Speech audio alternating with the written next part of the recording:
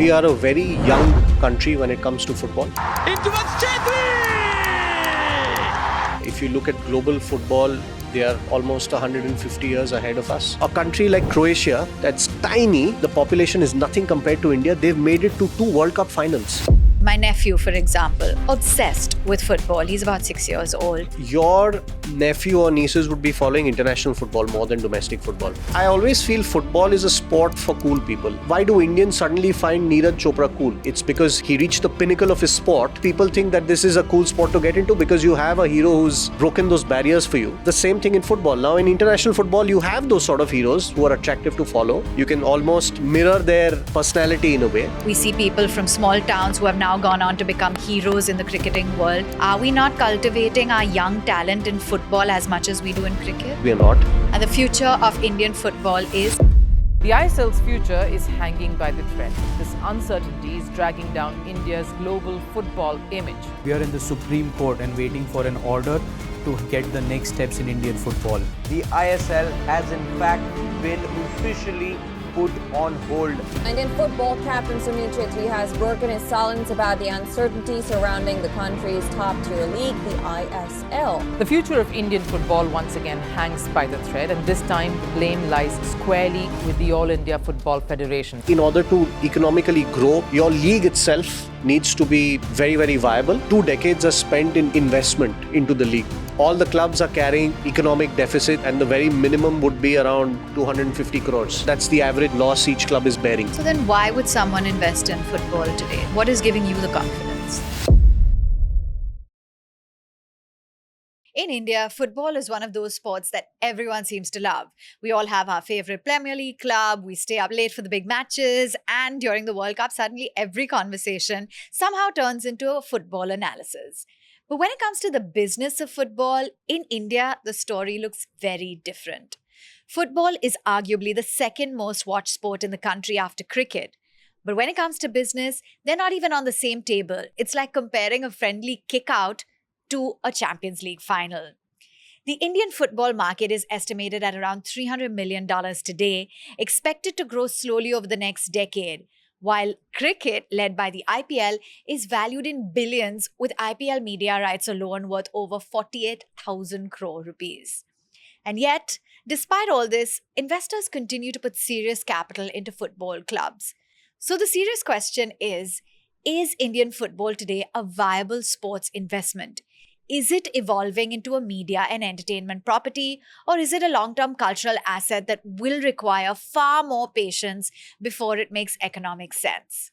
To understand that, I'm joined today by Abhik Chatterjee. He's the CEO of the Kerala Blasters Football Club, one of the most followed football franchises known in India, and it's known for having one of the most passionate fan bases in the country. He's someone who's been right in the middle of the business side of Indian football at a time when the sport itself is going through a huge change. Abhik, thank you so much for being with us today. Let's get straight to it. Football is the second most watched sport in the country after cricket. And yet, economically, the gap between the two is like a friendly match versus a Champions League final. Why? I think 2 sides to that question. I think we are a very young country when it comes to football. If you look at global football, they are almost 150 years ahead of us. So that means they've had more time to develop the sport commercially. All the institutions, and when I say institutions, the individual clubs that form these various leagues in different countries, they are more than just clubs, right? They are hubs for their communities. There are multiple sources of revenue. They have their own infrastructure. They also take part in developing the economic growth of their cities in certain cases. So they are very, very advanced. And it will take a lot of time for us to catch up to that level of economic integration. In India, like I said, because the sport is young, at the moment we are just scratching the surface. The focus is on creating a sustainable league at the moment. Apart from a few clubs in the country like your Mohun Bagans, East Bengals and Mohammedans who are like more than 100 years old, the rest of the clubs are maybe, say, 20. Your maximum would be maybe 25 years. And some of us are like 14, 15 years old. So you're comparing that to 150 years old institution. Economically, we haven't scratched the surface yet. In order to economically grow, your league itself needs to be very, very viable. And in the initial phases, because you tend to pump in a lot of money trying to market the league, trying to grow the league for the clubs to take root in their individual cities, develop their own fan bases. The initial, I would say, 2 decades are spent in investment into the league to make sure that people know about it, to make sure. Decades. Yes. So right now we are in the 13th season of the Indian Super League, right? It's 12 or 13 years in the making. So, and still the clubs haven't broken even, so to say. So all the clubs are carrying, economic deficits, and the very minimum would be around 250 crores per club. Minimum. To all some clubs slightly lower, but that's the average sort of loss each club is bearing, right? So it'll require maybe another 6 to 7 years for the clubs to understand how can I make the club sustainable. It's a club that it's a term. This term sustainable is something that all the club owners love, but the fans don't. It means that you're being financially prudent. You're prioritizing where you're spending your money. You're trying to create alternate sources of revenue, and you're also trying to ensure that the money that you make as a club is invested back into the club so that you can compete as well. All of these factors take time, right? And in India, all the clubs do not own their own infrastructure as of now. Apart from a few clubs, most of the clubs are playing in stadiums that are owned by the municipal corporation or the government, right? So you're not able to fully monetize that infrastructure all year round, because right now you're just paying them rent per game. Whereas clubs, let's say in Europe, in England, for example, your stadium is sort of the center of the community, right? They own the land that the stadium sits on and the land surrounding the stadium. So there can be like restaurants, there can be merchandise outlets, etc. Everything parked inside that facility, which then adds up to revenue for them. Whereas here, the clubs don't own the real estate, right? So money is flowing out, but none of it is coming in. So like I said, the two sides: one, the gap in terms of the length of where we are in terms of the global football ecosystem. And second is, I would say, the investment that's needed in the first couple of decades to make sure that the clubs are firmly rooted, entrenched, and are able to carry on and survive and go on for, say, 100 years or so. Because we see a lot of clubs in India that open and then shut because they're not able to financially take the strain of, this continuous investment that the sport needs. Yes. So those two sides to it. Okay, so you seem to have nailed it down to two things: the fact that that globally they're leaps and bounds Yes. ahead, and that we don't own a lot of the infrastructure, so that financial gap exists. But don't you see things changing now? When you said they'll take time to catch up, how much time, and why is it that we don't own the infrastructure? I can give you like very specific data. If today I want to build a stadium, right, and football stadiums can start at, say, 5,000 people, in the stadium, can go all the way up to 100,000. If I want to build a stadium for as low as a 5,000 seating attendance capacity, I would, including the land cost, it obviously differs from state to state. It also depends if the government is willing to support you in that project and subsidize land for you. The entire project would be nothing shy of starting at around 70 crores to 100 crores. So how much is it for a cricket stadium? A little more, obviously, because the capacities are higher. Football stadiums you can make it like much smaller, more compact. So your minimum in cricket, it would be like upwards of 150 crores, easy. Okay. Minimum. But here in football, you need around, at least 60 to 70 crores to start with, can go up to 100 crores. Okay. Now, just to give you further data, every club, depending on the size of the club, of course, some clubs can spend more depending on who their owners are, and some clubs less. On an average in the Indian Super League, every club has spent close to anywhere between 40 to 70 crores a season. That's their expense, right? And what they make back on it is around 35 to 40 crores. So there's always a deficit of around 30 to 15 crores, depending on how much revenue you make, because some clubs like us, for example, at Kerala Blasters, we make decent revenue from sponsorship that, of course, some of the other clubs don't. So you're operating with a net loss of around 20 to 25 crores over 10 to 12 years, and you do not know when you're going to break even, why would you make an investment of another 70 to 100 crores?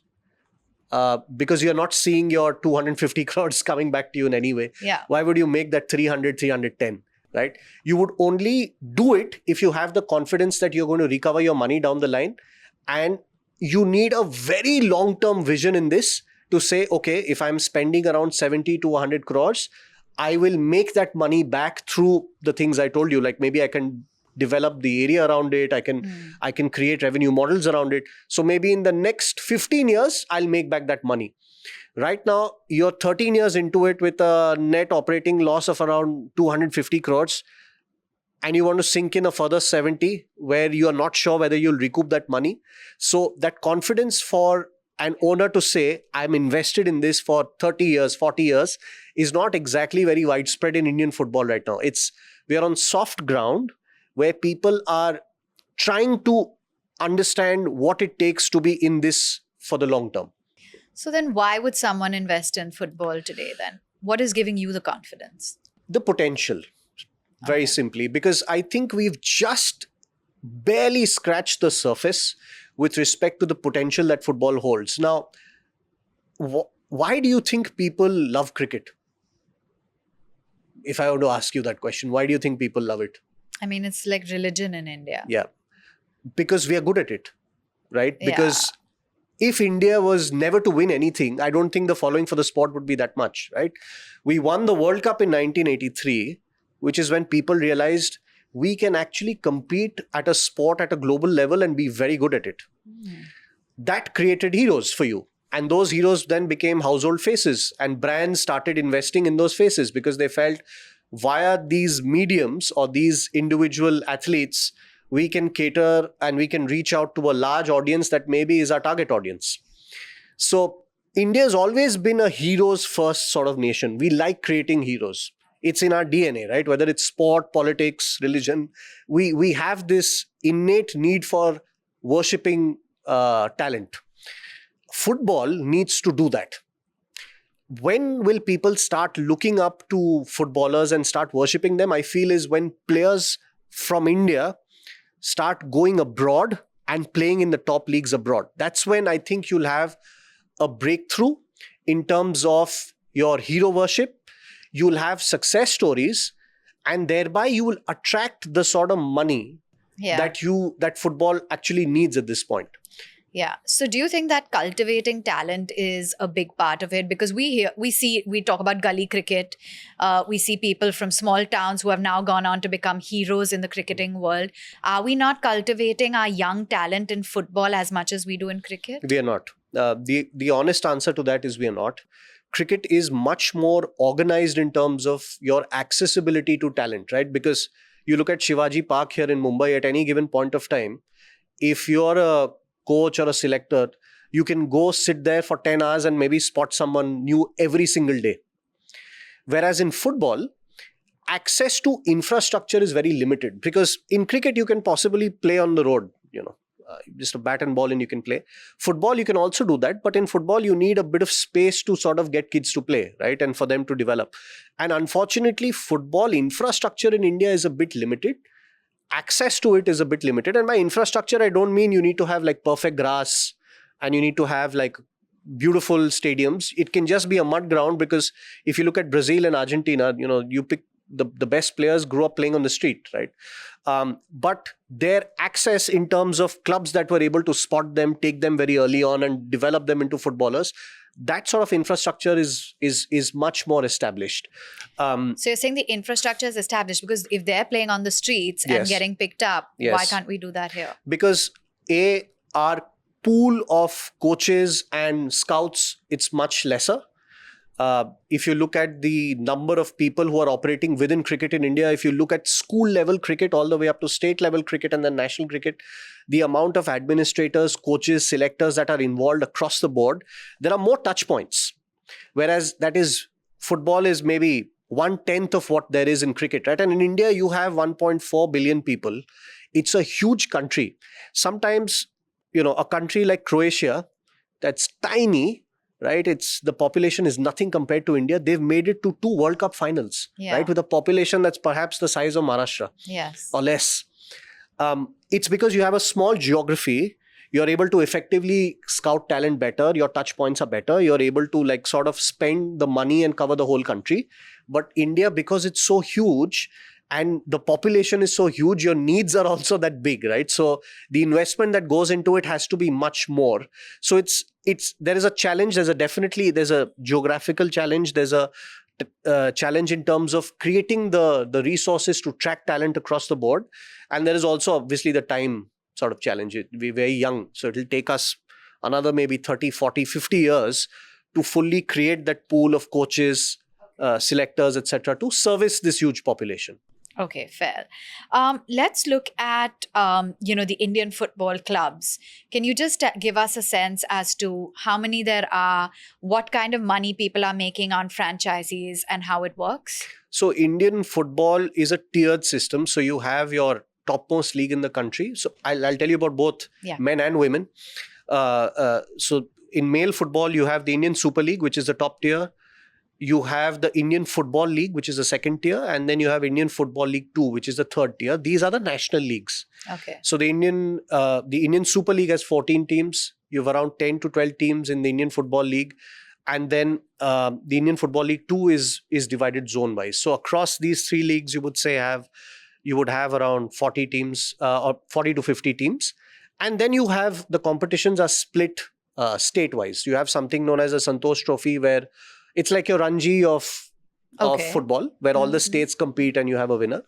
And then at a state level, all states, like within Maharashtra, you would have your individual leagues. Within Bombay, you would have individual leagues. So it becomes more granular as you go down. But your top 3 leagues would have around 50 teams. And then you have a system of promotion and relegation, wherein the teams winning a league would go into the league above, and the bottom teams from the top would drop into the league below. So that's how it works. In women's, women's football in India is fairly new, but they are ranked much higher than the men's. They're doing much better with limited investment. So they have something known as the Indian Women's League, Indian Women's League 2 and Indian Women's League 3. So 3 tiers there, but the number of teams are more limited because obviously the investment is less, teams are lesser. And then you have your individual state leagues for women. So that's how it's structured overall. So an IPL versus an ISL, break it down for us. What do they make in terms of merchandise, sponsorship rights, viewership, ads versus an ISL? So in an IPL team, firstly, your broadcast rights alone are huge, as you would know. In a rights cycle, you're talking some thousands of crores in terms of every rights cycle. And that money gets split amongst multiple teams. So to start off, you've already made your profit margins there itself. When you speak about sponsorships, I can give you an indicator, right? The front jersey sponsor for an IPL team would be anywhere between 15 to 25 crores, depending on which franchise you are.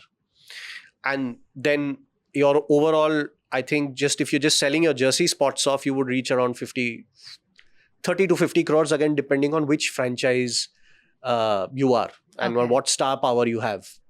So your RCBs. What is a jersey spot? So all the logos on the jersey. Okay, logo. Yeah. So your RCBs, a team like, if it has Virat Kohli and you're selling his image rights, huge, right? So these are just indicative numbers, right? So immediately straight off the bat, you're working your way into hundreds of crores. Whereas when you come to an ISL, if I sell out my jersey, I would be somewhere between 15 to 20 crores. And then everything is downwards of that, and it's not comparable. Okay. It's a fraction. In a different league. It's a different league altogether. Okay. But we were chatting earlier, and I mean, honestly, my nephew, for example, obsessed with football. He's about 6 years old, wants to wear the jersey all the time, wants to play football twice a day, thrice a day. And yet you seem to be painting a very different picture. Do you think that it's confined to perhaps the more urban areas? Do you think that it's more watching a sport, or it fizzles out at a younger age? Why do you think it is that when I'm seeing something different, you're painting such a different picture? Your nephew or nieces would be following international football more than domestic football. 100%. Right? That product in itself is so good. If you look at the heroes there in that space, right, everybody, whether they, even if they don't follow football, would know who a Ronaldo is or a Messi Yes. is. They extend beyond the realm of their sport, right? And our generation would probably know who David Beckham is, even Yes. though you would not know which club he played for. Hmm. So their popularity goes beyond the football pitch because they are difference makers in their own rights, right? And I always feel football is a sport for cool people. This is my take on it, because it's such a cool sport to play. It's a shorter sport to watch. So are Indians not cool? I feel our perception, we find that in cricket more. Yeah. Right? We gravitate towards cricket to find those heroes. And because you do not have an Indian footballer yet who's made it on the international stage, Yeah. won something I think of that's consequence. the main thing. Yeah. So why do Indians suddenly find Neeraj Chopra cool? It's because he broke through. He won. He reached the pinnacle of his sport. And we sort of looked at that and said, okay, there is one amongst us who can go through, reach the pinnacle of his sport in, say, javelin throwing, which before Neeraj, I don't think was paid enough attention to. Now suddenly people think that this is a cool sport to get into because you have a hero who's broken those barriers for you.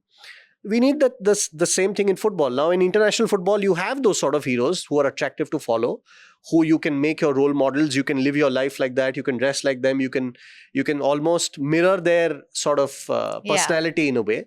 I think India needs that. You need more players to sort of break that barrier and become those role models. I think we're not far off if we do the right things, but you need to start very young. You cannot start like where we are right now, where parents are allowing, say, their kids to play football when they're 12 or 13 because we're innately scared that, my kid will break a leg and he'll get hit in the face.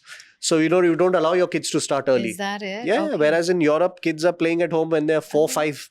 Yeah. So those 9 or 10 years of skill development. Huge difference. Huge difference. You spoke about the medal factor. Yeah. Do you think that that's also a reason why the government is not pumping in as much into football, because the outcome, which is eventually medals, is not going to look that great? It plays a part, definitely. So if you are, for example, if I have a sporting budget, I'm looking at, say, 5 javelin throwers or, like, say, 5 boxers. My investment needed to sponsor them, the sort of training that they need, the infrastructure that they need, much limited, much easier. Singular athletes with their, say, contingents. Whereas if I need to invest in football, I need to do it across multiple age groups, because you have World Cups for like different age groups. You have an under 17 World Cup, you have an under 20 World Cup, you have a senior men's World Cup. You need to, and every team has around 25 to 23 players. You need to give them like more time to train, better infrastructure, just the investment that you make. And they would need time. You would need to invest in this continuously for, say, around, I feel, 2 decades to get close to winning medals. Okay. Whereas in these individual sports, your threshold of spend is much lower. The yield is much higher, right? So it's just economics there. Okay, fair. Now let's talk about the Kerala Blasters. Yeah. Give us a sense as to how you even got into this. What is it about this team that attracted you? Because you've been in the sporting world long enough. Why is it that you saw merit in football, and in particular Kerala Blasters? Tell us the origin. I'm actually an engineer. I have nothing to do with sport. Okay. So I was a project manager. I was working with Reliance. Hangama Digital, doing like digital projects and stuff. So I have nothing to do with the sport, but I always love football. Like when the Indian Super League started 13 years back is when I felt let me try and be a part of this, because it's the first time football was marketed well. You had international exposure. It became more professionalized. Whatever was existing before, it was great. You're with Hangama, and then you say, I want to move to do something in the sporting world. Yes. Okay. Because I felt I knew Indian football well enough because I had followed it. Very few people, so there are a lot of people who would follow international leagues, but at that time, few people would follow your local leagues with such enthusiasm, domestic leagues with such enthusiasm. So I used to follow it, and I felt I really want to get into football. So here's an opportunity for me. I took up like a 50% pay cut. My family was thinking, what are you doing? Because you don't know anything about it. Went into football. I because I knew the sport, they sort of made me do Who's content they? and research. The Super League. So Okay. I started with the Super You League, Indian started Super with League. the Yeah. So I was doing content for them. I was doing research for them. And then I joined Northeast United, which is a club owned by John Abraham.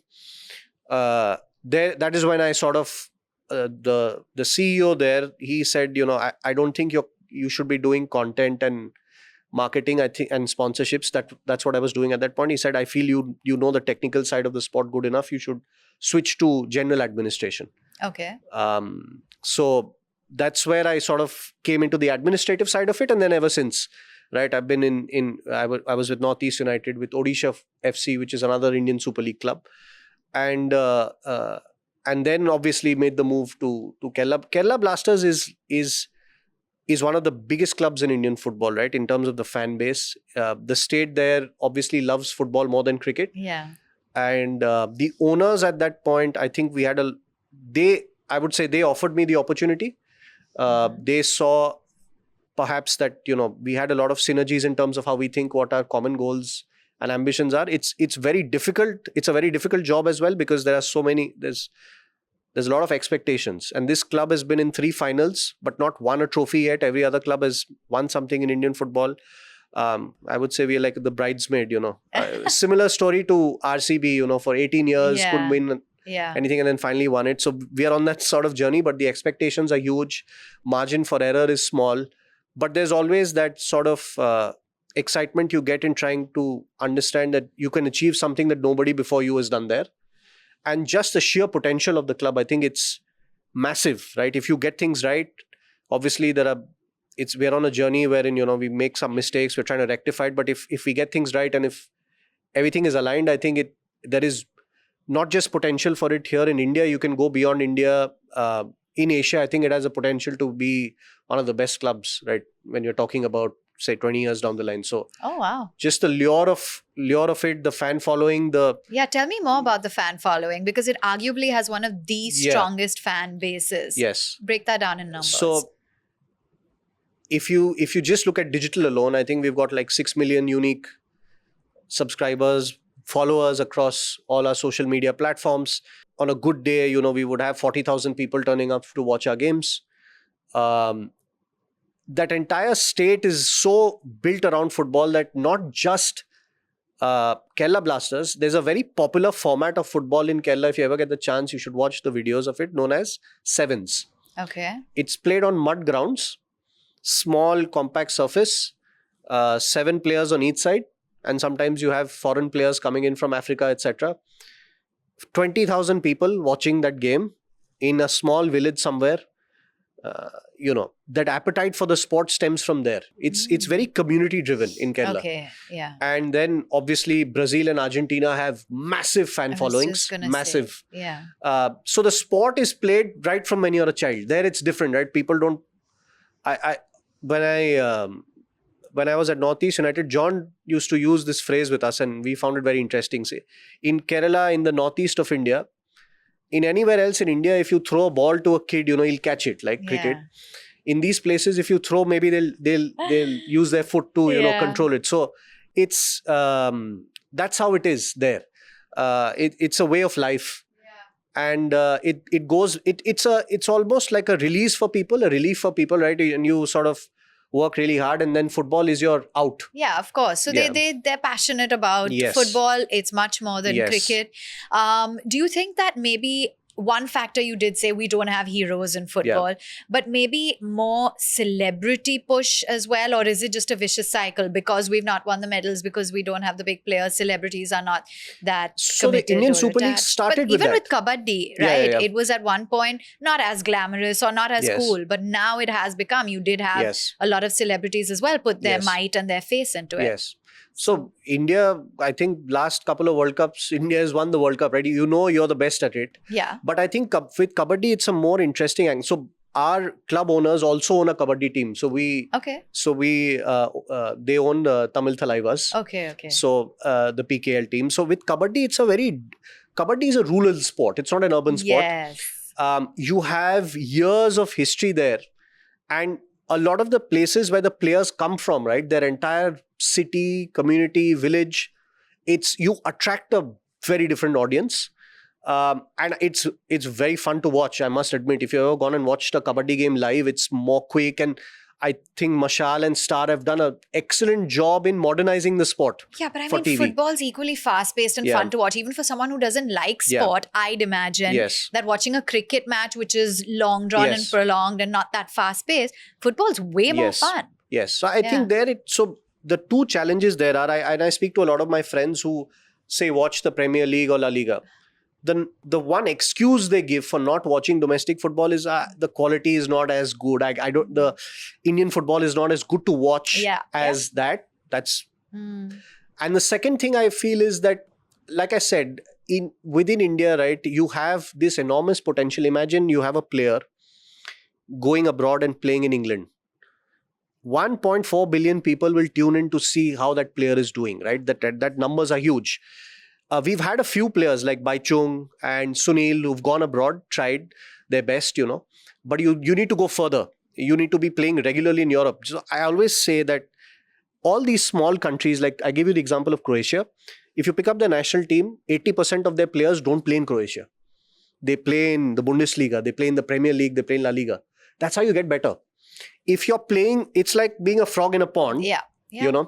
If you're playing at a higher level, you're getting better. The problem I feel here is that because the one good thing that the ISL has done is,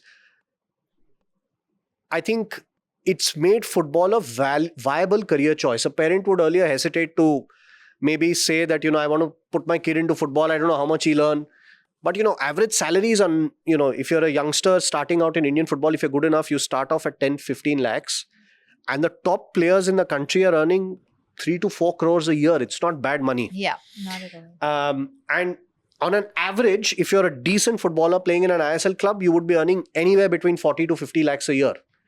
Right? So you earn more than what an MBA graduate would make. Yeah. It's great money. Yeah. Albeit for a short duration of time. And in football, you never know when an injury can end your career. That's always the downside of it. It's good money. So that's the positive that the Indian Super League has at least done. But if you're playing abroad, obviously the monies will not be as much. It will not be as lucrative. Because you're playing at a level much higher, you'll not be as good as the players there. You would probably earn lesser money. So you need a lot of courage to go outside. And as Indians, we have like these things where if it's really cold, it's snowing, you'll have problem in adapting. If you have to go to a European country, learn the language, you'll have a problem in adapting. We like spice in our food. You'll have problem adapting in Europe. So you need to go beyond this and try and... Yeah, because you're not just going for one Olympics and Yes. coming back. Here you're saying play for some Play of there these for like and then 15 years. play there. Earn what you're earning there. Try and force your way through. So for Indians, for the Indian Yeah. athletes, it's much easier to play here, earn good money, Okay. Yeah. build 3 houses, be comfortable. Okay. So So give us a sense as to what it's like owning a sports team in India. Are there a lot of misconceptions attached to it that you want to just dispel? yeah, I have a lot of, I won't say sympathy, I have a lot of empathy for all the people who own sporting clubs. Because if you look at a club like Kerala Blasters, right, and it has a very demanding fan base, and rightly so, because their support is like so unconditional and they turn out in numbers. So they always want their team to do well. They want us to compete for trophies, etc. Right?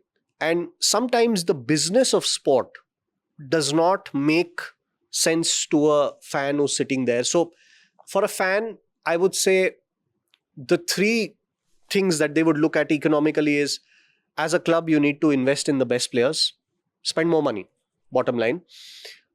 Second, you need to make sure that they spend less money, which is that their ticket should be cheaper. Yeah. So there's always this, where a fan will always feel that he or she, they're paying more than they actually should for a ticket, right? So our tickets say 300 rupees, they feel they should be paying 200.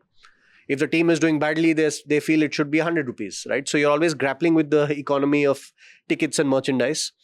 And they would always want the club to invest in infrastructure, right?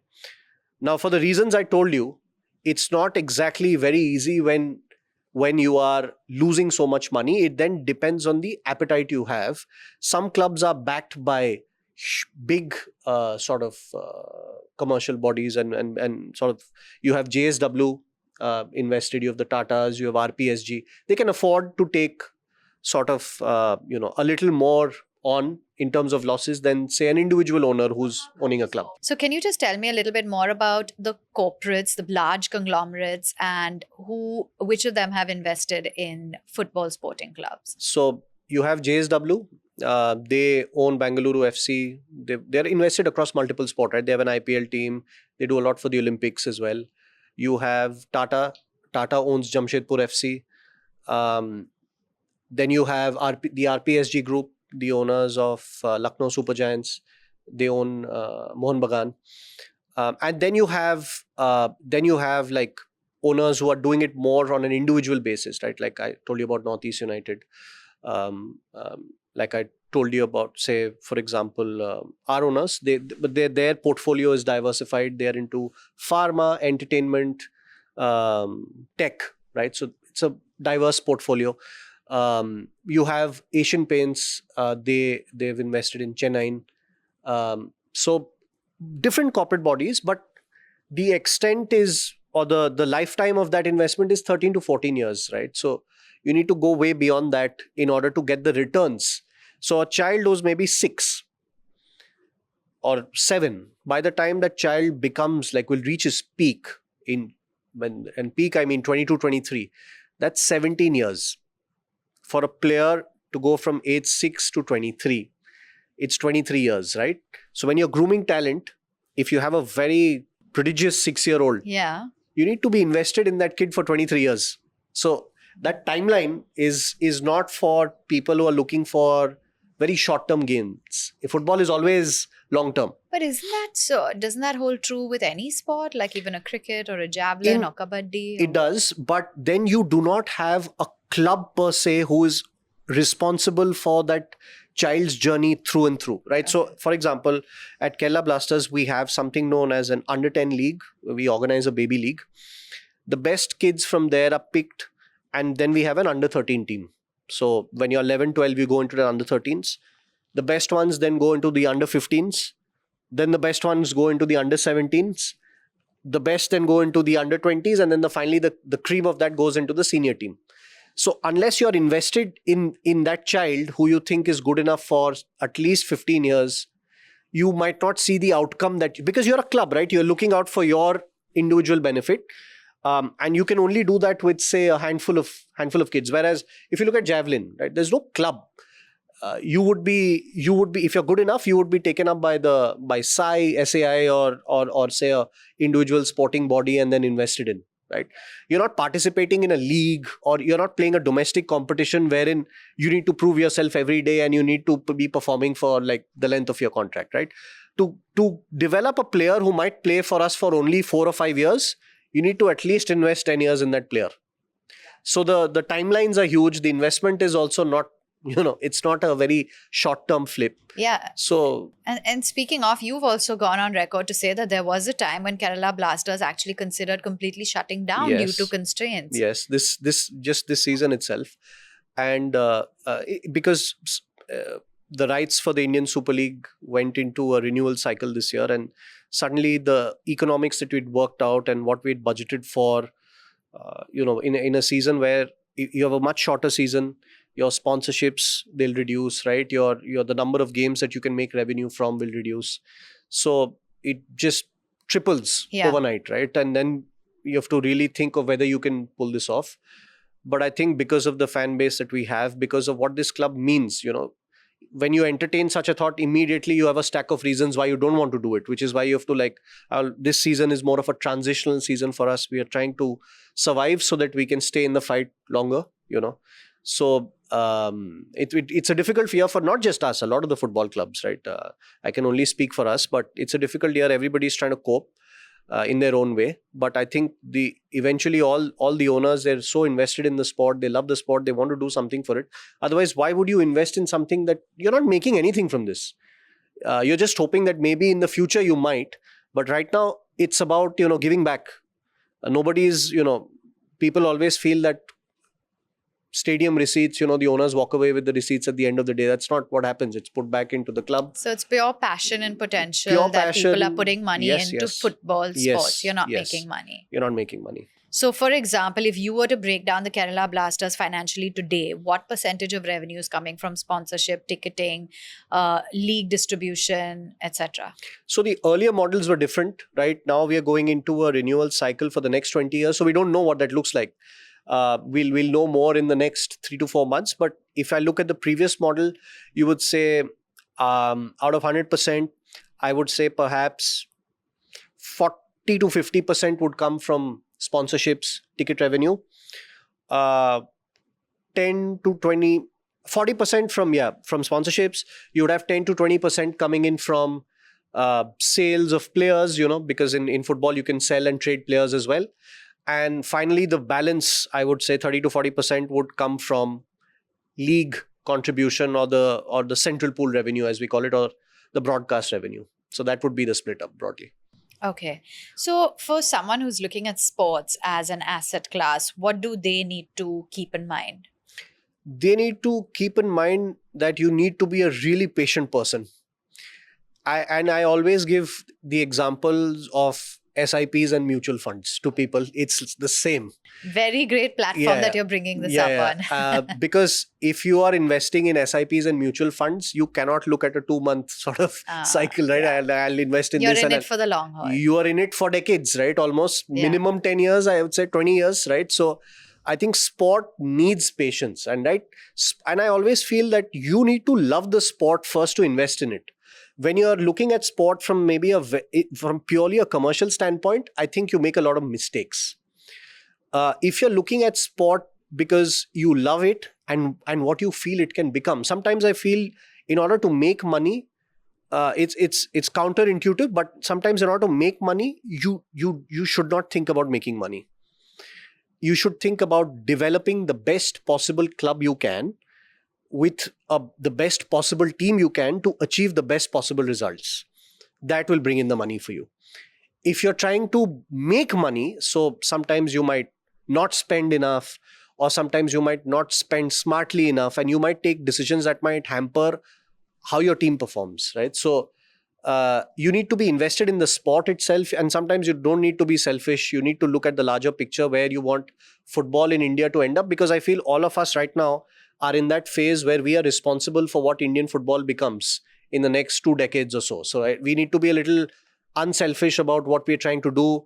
If there is a player you have in your team who's good enough to go abroad, let the player go abroad, even if you're not making any money off it, or even if you've invested a couple of crores in that player down the line for the greater good, you need to make those sacrifices. So patience, in it for the right reasons, and I would say trying to create the best possible sporting body that you can. Okay. So if you could go back to the first season of Kerala Blasters, what would you do differently? And what is the road ahead for Indian football? I think from the first decade or so in the Indian Super League, I always tell people we made a lot of mistakes, but I think you need to pardon those mistakes, because all of us in Indian football were doing it for the first time. It's very easy to say you made a mistake here, but that's a learning process, right? India, like I said, is a young body in football, and you will make mistakes. I'm sure in Europe people have made mistakes when they were first setting up the league. So where you're investing in, I think, was one of the major areas where we need to improve. Like, looking back, I would maybe spend more on youth football, trying to create a better platform for young children to come through, because that is what is going to service you in the end, whether you're a club, whether you're a country. Invest more in infrastructure, I would say. And infrastructure does not need to be a stadium, right? It can be something as small as creating your own training ground, then adding some residential facilities on top of it, like small steps, incremental steps, right? So your focus area should be, you need to create your youth systems. At Kerala Blasters, we have one of the best in the country, along with a few other clubs, which is something that we did right. But again, you need to supplement that with infrastructure. And what happened in the initial phases were, in the very first years of the Indian Super League, obviously to market the league, you had to go for known faces. big players maybe at the end of their careers, but you needed them as faces in India so that they would attract crowds, right? Yeah. And somehow you got reluctant in terms of identifying talent where you would go for a big name without understanding whether that person would adapt to India, what that person's motivation is, how would that person perform from a sporting perspective. And you maybe only looked at the marketing and commercial angle of it, or you sort of maybe felt that, okay, this guy's a big name, that person will come in India and maybe do really well. So football always needs you to have a very good scouting and talent identification system. Okay. And that clubs have understood and invested Right. in as we've gone along, but it's taken some time for us to realialize that. So baby steps and a Baby long steps. way to go. Yeah. So Okay. many things to improve, but these few Would things be I the would few. say Okay. would need to be All right. the focus area. Okay, let's kick off the rapid fire then. One football club in the world that you think is run the best. Run the best, I would say you cannot look beyond Real Madrid at the moment. Okay, Real Yeah. Madrid. What about back home in India? Don't be biased. I'm not being biased. I think multiple clubs, but I would say if you're looking at, but there are different categories, right? From a No, run the best. then I have to be biased. Okay. But then, Kerala Blasters of course, then. like, Okay. But obviously, then you have other clubs who've achieved a lot of sporting success, so Okay. you have to give it to them as well. The best Indian footballer right now. Historically, it would be Sunil Chhetri for whatever he's achieved and the heights he's scaled. Okay. How much would you pay for your favorite football jersey if it was on auction? What would you be willing to pay? What I would be willing to pay and the money I have, two separate things. I don't know. If you say I have unlimited money, then I would go as far as it takes, I think. Okay. Yeah. Messi or Ronaldo, but think like an investor. Who do you invest in? Ronaldo. His brand equity is more diversified. Okay. One virtue that a sports club owner needs to possess. Patience. Okay. What does your most stressful day look like? Yeah, that and then on the days you lose games, obviously the immediate couple of hours after that is pure agony. So Yeah. One word for the Kerala Blasters fans. I would say loyal. Okay. If you think one thing that the government could do that would really change the face of Indian football, what would it be? Subsidize land, infrastructure, availability for clubs. I think that's the basic and the best thing that they can do. And the future of Indian football is, complete the sentence. Right. Okay. So thank you so much, Abhik, for joining in. You've been very candid in this interview and giving us a sense of where things stand for Indian football right now. So a lot of key takeaways. The reason that we are not really at par with cricket or with international football is because globally they're leaps and bounds ahead, about 150 years ahead. Of course, economic viability is a huge factor, largely due to infrastructure not being owned by the football clubs. There are not so many heroes that are being seen in the football world. We're not winning that many medals, so there's still a long way to go. Clearly, Indian football is one of those industries where the passion is huge, the market is huge, but the business is still being figured out. And I think that we've discussed today, behind the matches, a lot of the tough decisions, the financial risks, and the belief that the future will be bigger than the present. So that was an inside view on the world of football. Here's hoping things change. If you enjoyed this interview, do remember to like, share, subscribe, and do comment in the section below. Thanks for watching. Investment in securities market are subject to market risks. Read all the related documents carefully before investing.